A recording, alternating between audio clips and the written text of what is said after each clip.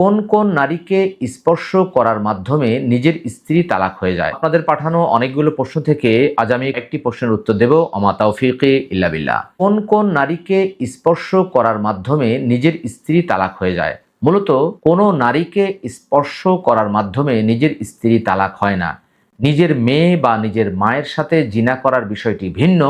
তবে ইচ্ছাকৃতভাবে কোনো নারীকে যদি আমরা স্পর্শ করি, অবশ্যই আমাদের কবিরা গুনাহ হবে। 24 নম্বর সূরা নূরের 30 এবং 31 নম্বর আয়াতে আল্লাহ তাআলা চোখ এবং লজ্জাস্থানের হেফাজতকে তিনি ফরজ করে দিয়েছেন।